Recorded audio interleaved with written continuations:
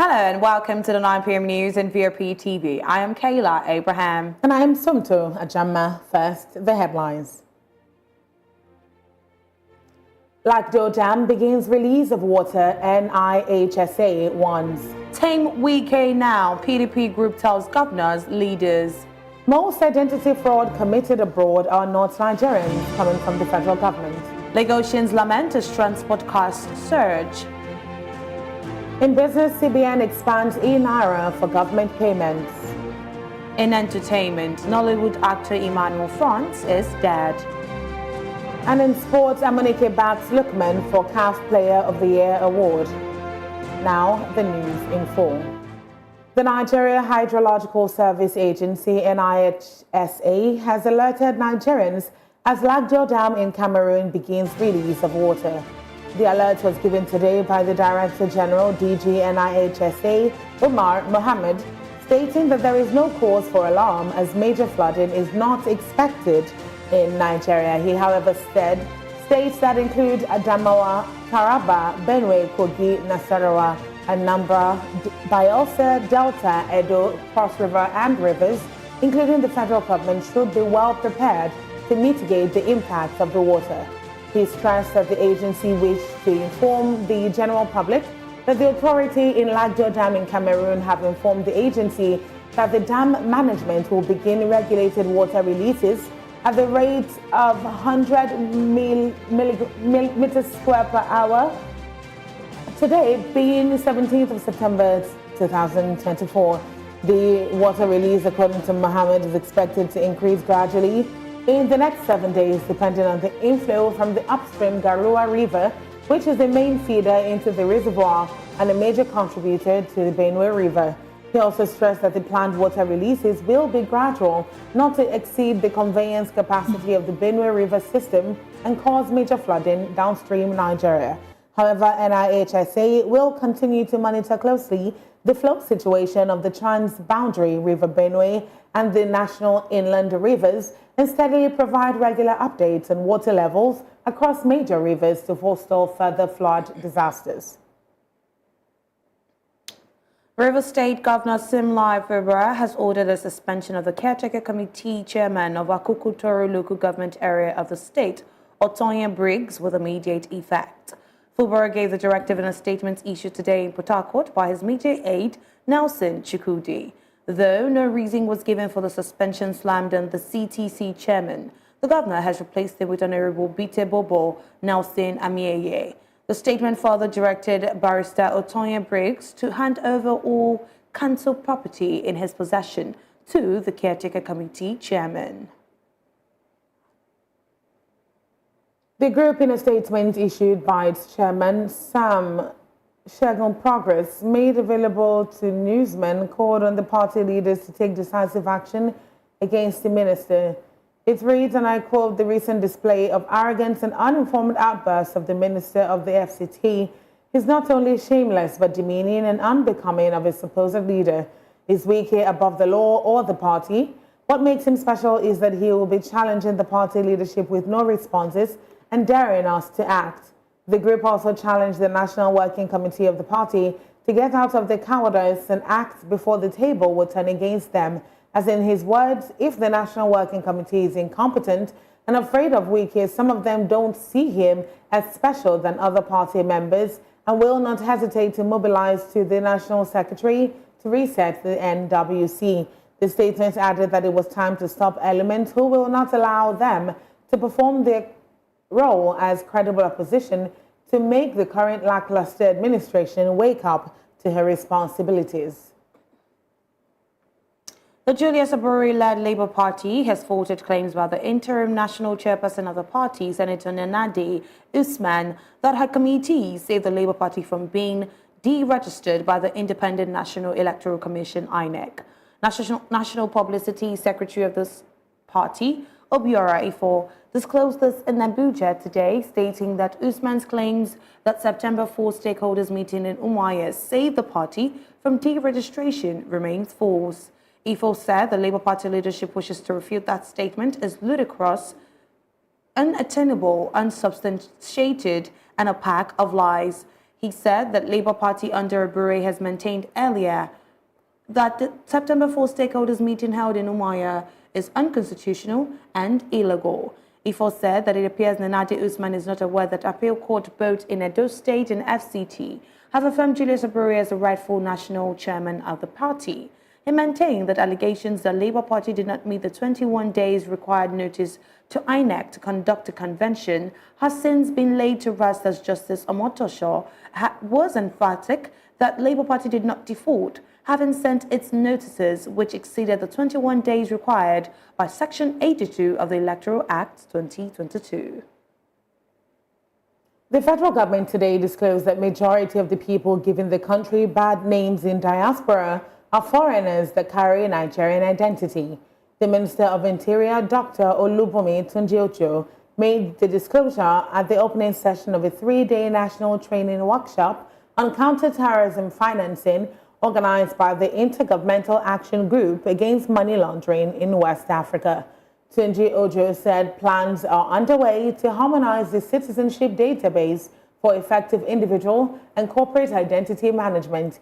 He also noted that database harmonization would ensure that identities of Nigerians are easily verified from any part of the world, saying it would be a boost to the war against money laundering and terrorism financing, both in the country and in the West African region.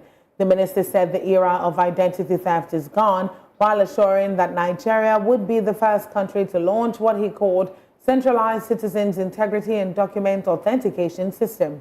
He maintained that Nigerians are not fantastically corrupt, but very intelligent, brilliant, and hardworking people, noting that when integrity and identity is subjected to guesses, then one should expect. Nigeria's First Lady, Senator Oluremi Tinubu, has launched the Young Farmers Club Nigeria. This is an initiative of our pet project Renewed Hope Initiative, RAHI, in collaboration with the Federal Ministry of Agriculture and Food Security.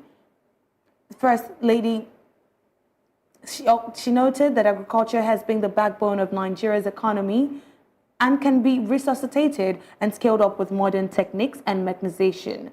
Tinubu explained that Young Farmers Club Nigeria aims at reviving Nigeria's indigenous occupation of farming, create employment opportunities, and diversify the economy and ensure food security. She cited examples of groundnut pyramids, cotton plantation, palm oil cultivation, cocoa and rubber plantations that once thrived in different parts of the country. She said the club will start with 12 pilot schools in the FCT, comprising upper primary and junior secondary school students, adding that each member has been provided with a club uniform, watering cans and hose, courtesy of the Renewed Hope Initiative. The federal government has announced the appointment of Honorable Okujaye Flag Amatri as the new Director of Energy Security in the Office of the National Security Advisor. A statement disclosing the appointment was signed by Zakari Mininjiwa, Head of Strategic Communications, ANSA. Mininjiwa stated that the role comes as a part of the government's commitment to ensuring a stable, sustainable, and secure energy supply for all Nigerians. He said Amatri will focus on policy coordination, infrastructure protection strategies, data management, security coordination, risk advisory, and strategic alliances in the energy sector. He also noted that Honorable Flag Amatri will work closely with various stakeholders, including government ministries, security agencies, regulators in the energy sector, international partners, and community leaders to implement innovative solutions to Nigeria's current and future energy challenges. The Central Bank of Nigeria (CBN) today said fuel subsidy removal, lower import bills, and increased external debt servicing obligations could pose downside risk for the growth of external reserves by 2024 to 2025. CBN disclosed this in its monetary, credit, foreign trade, and exchange policy guide, a positive economic output growth in Nigeria by 2024-2025, saying it's based on continued policy support in the agriculture and oil sectors, reforms in the foreign exchange market, and the effective implementation of the Finance Act 2023 and the 2022 to 2025 Medium-Term National Development Plan. CBN maintained that a positive outlook is supported by the sustenance of crude oil price propelled by the decision to cut production and gains from capital flows and remittances. It, however, stated that lower crude oil earnings, fuel subsidy removal, rising import bills, and increased external debt servicing obligations could pose downside risk to external reserves. In addition, the sustained monetary policy tightening by central banks across advanced economies increases the risk of capital outflow, says the Apex Bank. On Nigeria's output growth, CBN said the growth is expected to maintain a positive trajectory in 2024 to 2025, adding that growth prospects are dependent on continued policy support.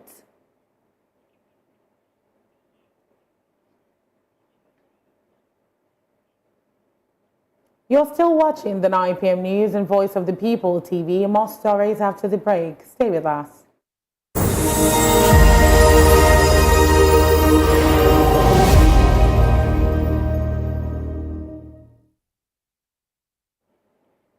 Welcome back. Thank you for staying tuned. The government of Ogun State has pledged to leave no stone unturned in its fight against the rising challenge of maternal mortality in the state. The wife of the state's governor, Bamidele Abiodun, disclosed this while flagging off the pilot phase of the Rural Maternal Health Emergency Transport Service at the Odeda local government area of the state. The initiative, a collaboration between the state government, Emergency Response Africa, and other development partners, aims to ensure that pregnant women in rural areas receive the required emergency services without delay.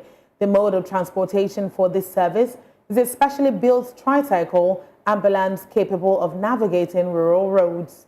Abiodun noted that maternal mortality is unacceptably high, with approximately 830 women dying from pregnancy or childbirth-related complications worldwide every day.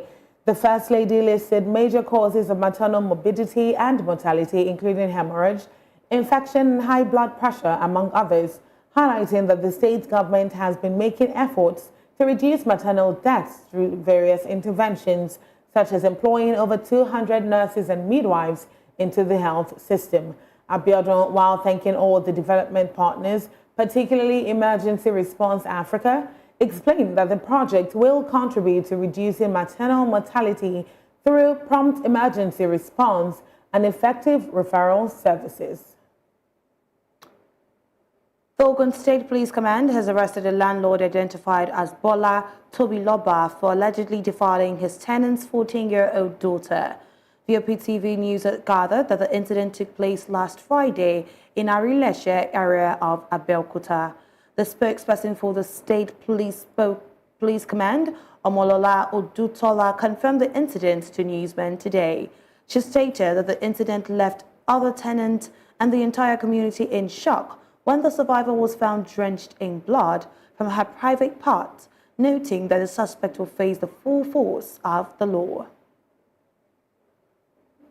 The Borno State Police Command has announced the re-arrest of Abubakar Mohammed, one of the convicts who escaped from the Nigerian Correctional Service facility in Maiduguri, which collapsed during the September 10th flood that ravaged the capital city and its environs.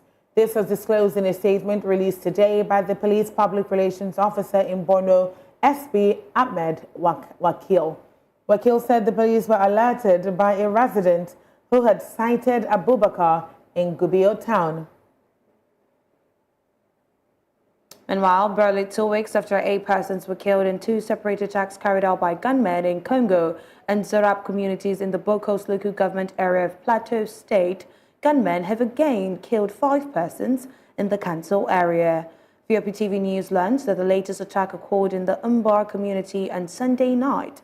Residents told newsmen in Jos yesterday that the victims, who were mainly youths, were attacked on their way from Umbar town to Kor village along a bypass encircling Yawanono village between 7 p.m. and 7:30 p.m. by fleeing terrorists and motorcycles after they were initially repelled by the military from the surrounding mountains.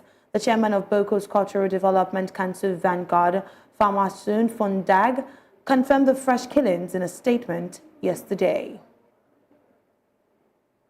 In a move to enforce the federal government directive on the National Identification Number (NIN) subscriber identity model SIM linkage, telecommunications operators have commenced the disconnection of approximately 66 million phone lines across the country. This action comes after multiple extensions and warnings to Nigerians to comply with the policy designed to improve national security and streamline the identification process.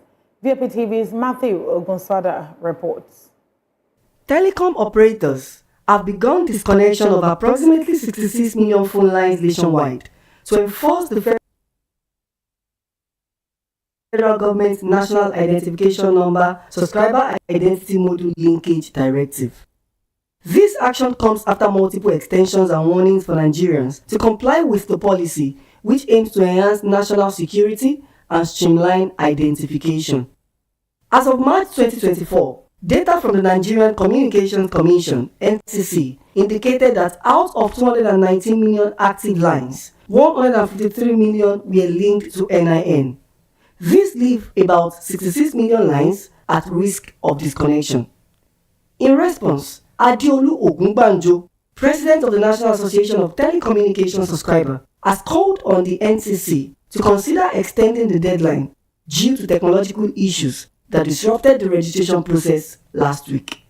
Voice of the People TV is on the streets of Lagos to gather public opinion on these developments. Do you know that people have been using somebody came to go and do fraudulent? So just to be asked to find out the fraudulent and to be able to know who is particular person that are attached to the SIM, who is the owner of the SIM. So in order to get the information. So when looking some year back, people have been using SIM to do many fraudulent.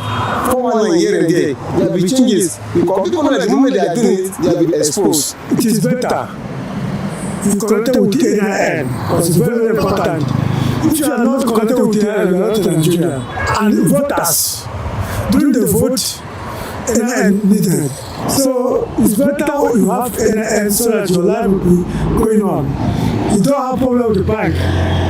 You don't have problem with anything you want to. Even if you want to travel, you must surely get your NIN voters card and other things that follows. Yes, it's very, very important. If you don't do it, let them disconnect you from making call. That NIN, when you commit to your SIM card, they will find you put aside. Everything address will be there. That is why it's good to have your SIM registered with the NIN. If your SIM is disconnected, go back to the network. They will correct it. I've done my own. They disconnected it. I went back to them and I have to pay money before they reconnect it. That affected me in many ways now. It stopped me from just doing call, stopped me from subscription, data and all. And so although there have been a notification on you just going to link your NIN, you link your SIM card to your NIN. NTM disconnected me, right? But the thing didn't affect me. I have two phones. So I have to use my other Glo to hotspot my second phone. So they have their reasons that they don't make they have their reasons. They don't know why they are taking that decision. So I can't try to say whether it's a good thing or bad. Even yesterday and today I was unable to do call, not even to use data and all. So I'm heading to NTN office now to go and link my NIN. As we've heard from citizens, opinions on the impacts of this directive vary widely. However, according to the NCC, the SIM NIN linkage is important to enhance national security in the country. Matthew Ogunswada, reporting for Voice of People TV. And that was a report by Matthew Ogunswada, VOPTV's correspondent, on the SIM to NIN linkage directive. You're still watching the 9 p.m. news on VOPTV. More stories after the break. Stay tuned.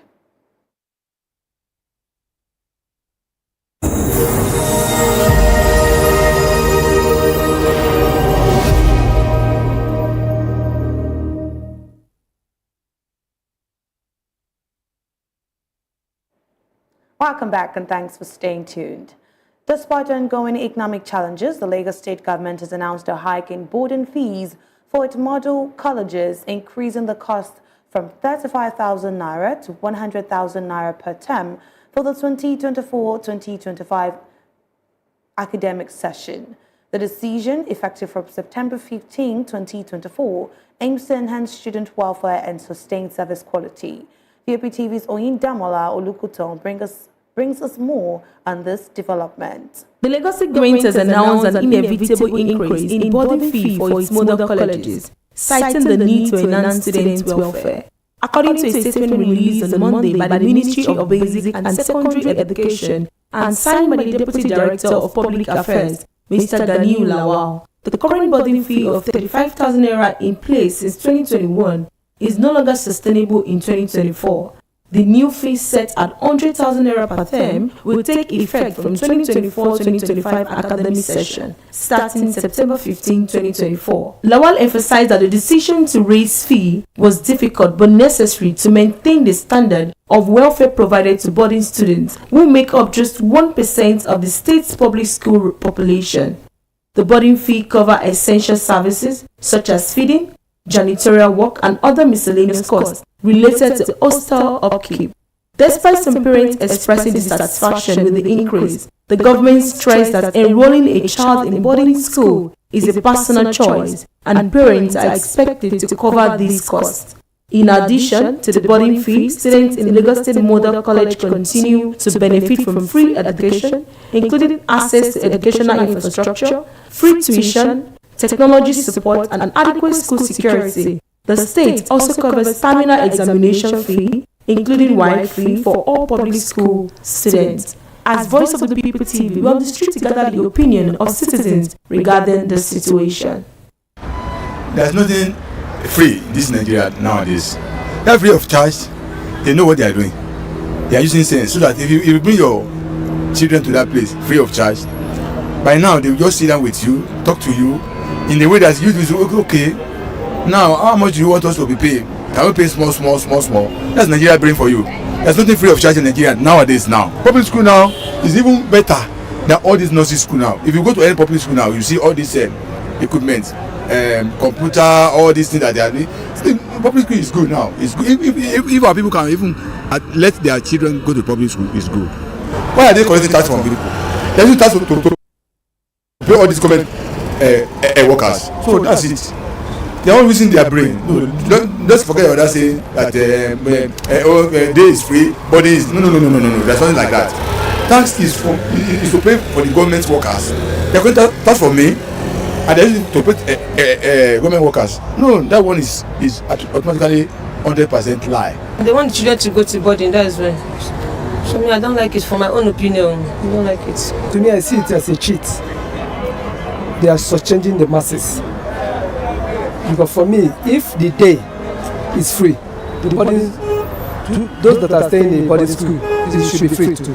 Best students so far is from public school. The best thing to do is that they should go to the public school because of the school fees. Look at Nigeria these days now. To eat, financial support is not easy. Please, parents, public school is the best now. Let your children go to public school. So far, the student complete her subjects, her notes, and read very well. She will make it. Reactions to the boarding school fee increase have been mixed, supporting the decision, stating that boarding school is a personal choice, while others feel that they are all taxpayers and they should be treated equally, regarding if it is a day or boarding. Oyindamola Olukutan for Voice of the People TV. And that was VOP TV's Oyindamola Olukutan on Lagos State raising model college school fees for boarding houses. And now moving on to the foreign scene, Sweden has announced plans to offer migrants up to $34,000 to voluntarily return to their home countries starting in 2026. Migration Minister Johan Forsell described this as a paradigm shift in the country's migration policy aimed at long-term unemployed migrants or those reliant on welfare. The current program offers a good amount of money per family but has seen minimal uptake. Meanwhile, Kenya has signed a labor mobility agreement with Germany to facilitate the immigration of Kenyan professionals to meet the country's labor needs. Rosalind Njogu, Principal Secretary for Diaspora Affairs, emphasized that this deal aims to align Kenyan talent with Germany's job market, offering opportunities for Kenyan professionals abroad. However, Germany clarified that this deal does not specify a number of jobs, contrary to earlier reports suggesting 250,000 jobs. Up next is business, entertainment, and sports stories. Do stay tuned.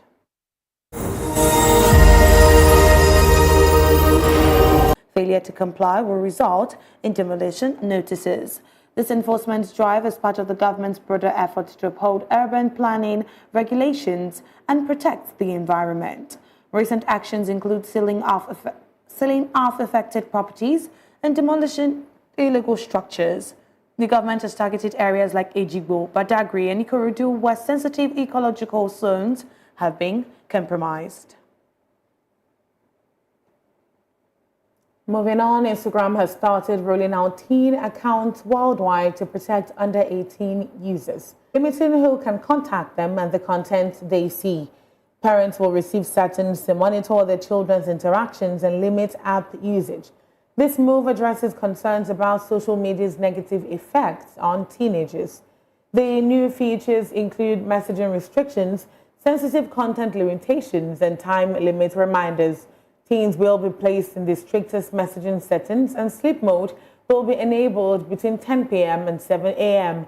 This rollout aims to provide peace for parents regarding their children's online safety. The Central Bank of Nigeria plans to expand the use of its digital currency, e-Naira, for government payments in ministries, departments, and agencies, MDA's transactions. This move aims to enhance the adoption of e-Naira in both public and private sectors. The CBN would deploy e-Naira version 2.0, focusing on wholesale central bank digital currency to increase deposit money banks' participation. Other features include offline functionality and programmable money, integrating e-Naira into online and offline government activities.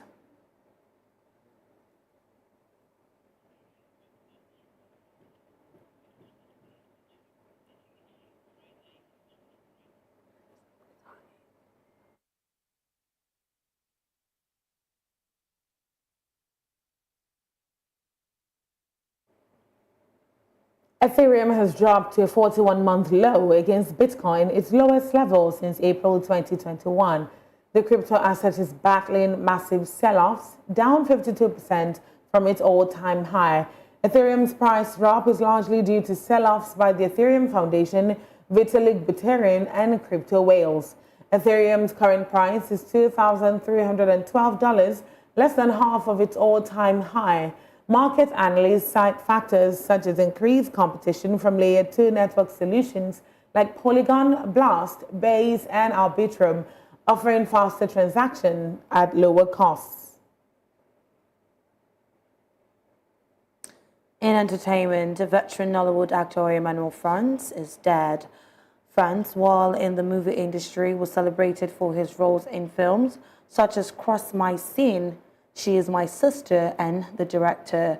The death of the actor was confirmed through the rising Nigerian singer Shine TCW's songs. Meanwhile, Damitwage has relished his meeting with Rihanna.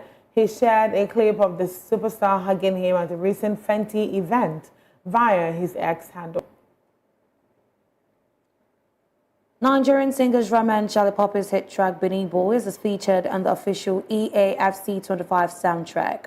EAFC 25 is a global football video game popularly known as FIFA. The soccer video game is slated for release on September 27. The inclusion of the Afrofusion song highlights the growing influence of Nigerian musicians globally. Unveiling the full playlist for EAFC 25, the game's developer EA Sport showcases a diverse range of music from international artists across different genres.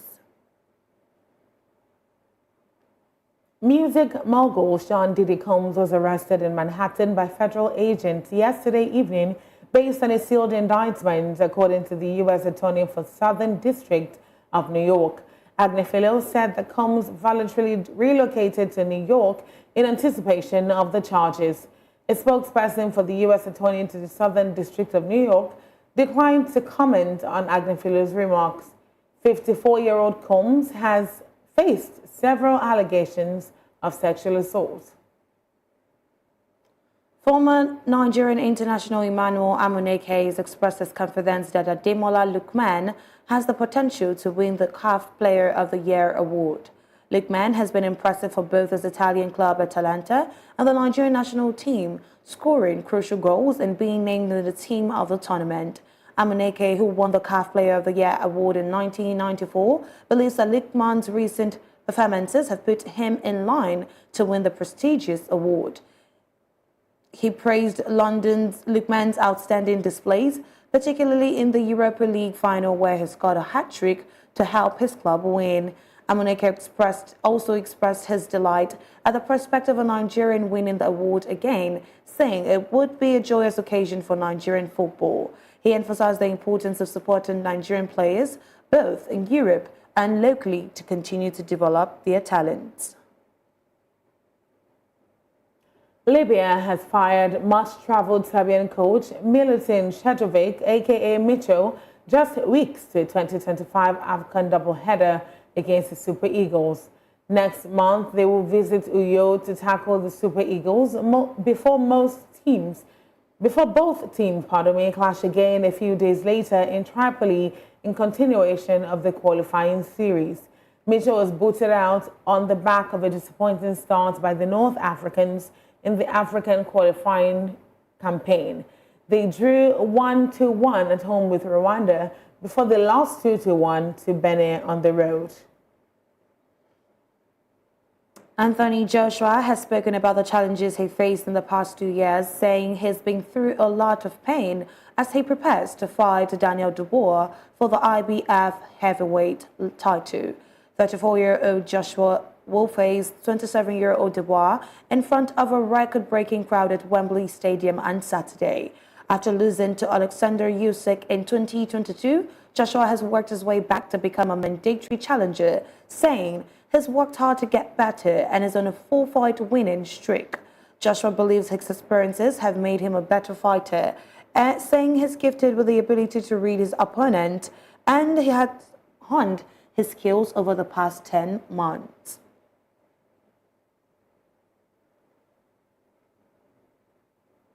Before we wrap up the news, here's a recap of the headlines we read earlier. Lagdo Dam begins release of water, NIHSA warns. Tame Wike now, PDP group insist. Most identity fraud committed abroad are not Nigerians, federal government says. Lagosians lament as transport costs surge. And in business, CBN expands e-Naira for government payments. In entertainment, Nollywood actor Emmanuel Franz is dead. And finally, in sports, Amuneke backs Lookman for CAF Player of the Year award. And that is a wrap on the 9 p.m. news in VOP TV. Many thanks for watching. I am Kayla Abraham. And I am Somto Ajamma. Good evening.